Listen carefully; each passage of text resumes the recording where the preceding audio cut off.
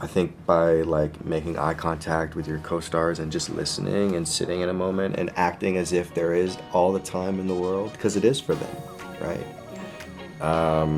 Hopefully that translates in it and it leaves a lasting impression, as opposed to like trying to chew up the scene and sashay in and You like come on take camera and you instantly smile, and you're smiling all the way until you come back on camera, and then you're smiling bigger, brother. Yes. I mean, can you look into these eyes on camera and not fall? You know, so it's just like, Wow. yeah. Thank you so much. Hi guys. Hello. Hi. So I'm Lauren. I'm with Young Entertainment. We're all about masterclass moments and learning from talent in the field. Cool. So this first one is for Charlie. So if Luke actually grew up on the Phantoms, I mean, we got 2 new songs, which is great. What was it like performing Somewhere in the Middle and In the Air and creating new music again? And what are your hopes that fans take away from these songs, especially your Julie and the Phantom fans? And masterclass, right? So what Yes. can you educate people on? It's like, what kind of wisdom can you pass down and stuff? For preparation for song numbers, I mean, in retrospect, you received the song. So in this case here, I didn't write the music. Tubi sent me a couple of songs that these are the 2 outlets. One of them we're gonna have to record because it's gonna be a music video situation. And so in that case, there, note to self: if you ever have to do an ad lib type singing, this is Kenny Ortega advice. You always want to make sure you're actually singing, because you can tell when you're just mimicking. So when you're actually singing through on top, even though it is a recording, make sure you're still bringing out your voice, because it's a performance. You're supposed to still be doing that stuff, and then you're adding dance on top of it, so you're gonna be, you'll be a little out of breath and stuff, but you're lucky. It's a pre-record, and then when you're doing it live, get your warm-ups in. Get your warm-ups in beforehand, and keep it warm up all day. Don't scream too much. Don't talk too much. I'm a big talker. If you really gotta pay attention to your voice, because you can blow it out, but you have responsibility here. You have a whole movie set that is relying on you being able to do this performance numbers. So make sure you're getting your warm-ups in. You're hitting all your different syllables: the back, the front, the top, the you know what I mean there. Yeah. That was like a really fast version of what I'm saying, but. Staying prepared, and it's not about being prepared on the day. It's about being prepared all the time in your life. You're from when you're not doing it to when you are doing it.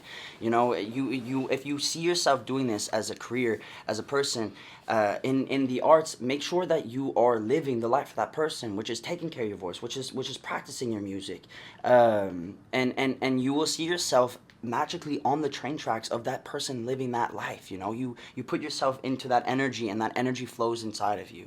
So I'm inspired. Yeah, no, that's master class right there. Thank you so much. Always be prepared. Always be prepared. Such good advice. Advice from the pros. Yeah, bro. Next for Siena. How do you create the chemistry with not only Noah, but with Charlie as well throughout the film? And what are some tips that you use to switch it on with not only one, but 2 different people? I mean, really, I think that coming into it, I lucked out with Charlie and Noah, because they both are, I'll say it all day, I'll say it forever, like, they're just great people. So that is really, like, I don't know.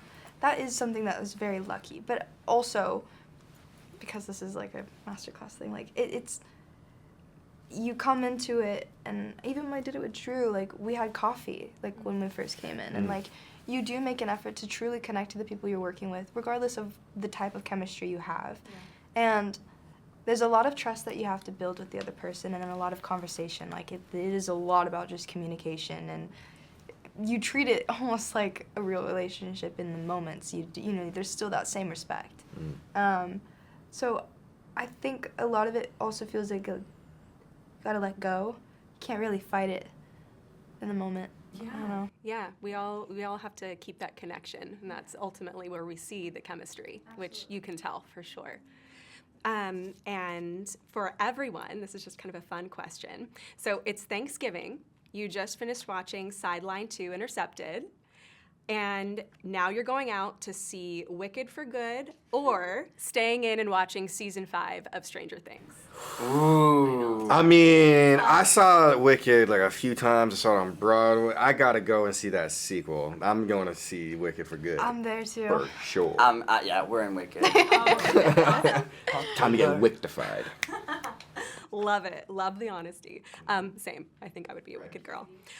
For Drew, and this is our last question, your camera time is limited. However, your presence in the film is felt throughout. Whenever we see you and other characters that have limited time, what is something that you do when you're on camera to make your presence known throughout the film?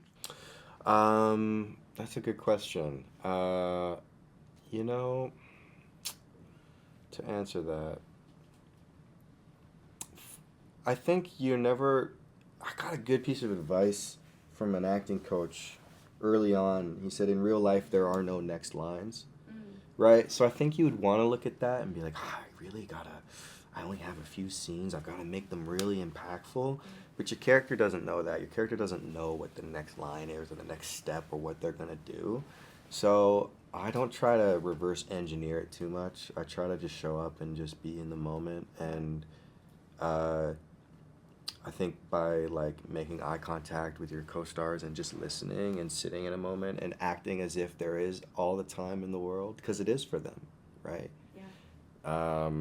Hopefully that translates in it and it leaves a lasting impression, as opposed to like trying to chew up the scene and sashay in and You like come take on a- camera and you instantly smile, and you're smiling all the way until you come back on camera, and then you're smiling bigger, brother. Yes. I mean, can you look into these eyes on camera and not fall? You know, so it's just like, Wow. Yeah. Thank you so much. It's our reminder to be in the moment, like you said. Be in the moment. Listen. Yeah. he stops time.